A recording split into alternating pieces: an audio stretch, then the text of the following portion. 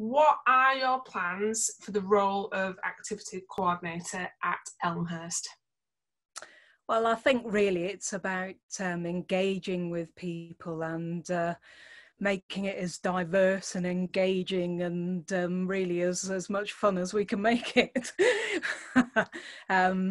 Obviously, the COVID situation is impacting on that slightly because, we're kind of restricted. I mean, there are things I would like to do. I'd like to take people places, so we can go and engage with things outside, and I'd like people to come in, but until that situation gets resolved, it makes things a little bit more difficult than probably they could be at the moment. But having said that, it's up to me to get the thinking hat on and get people sort of enthusiastic about what we're doing. So judging from some of the comments I've had so far, we're not doing too badly.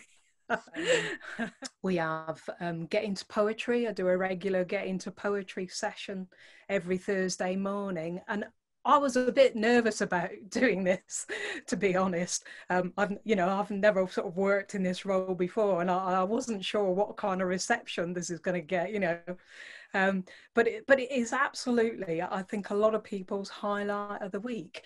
I print everything out. People have got it.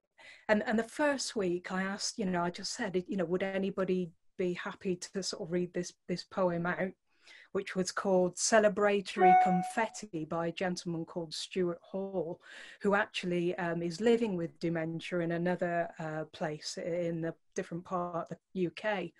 And he describes this experience. So I'd said, is anybody happy to read this out? And one gentleman read it. And it was absolutely kind of electrifying. You could almost hear a pin drop, because I think in the manner of his reading and the fact that people could actually connect with it visually, you had this acknowledgement of what this experience is like, and that sort of provoked a fair bit of discussion afterwards.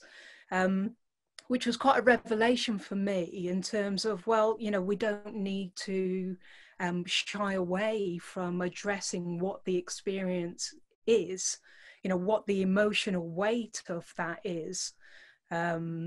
And the more that we can share it, even in that half an hour, 40 minutes, whatever it was, it clearly sort of resonated with people in a positive way. So I think part of my role is to allow people spaces to feel that sense of connection again with themselves, with other people, and hopefully that is a positive thing for people, at a time when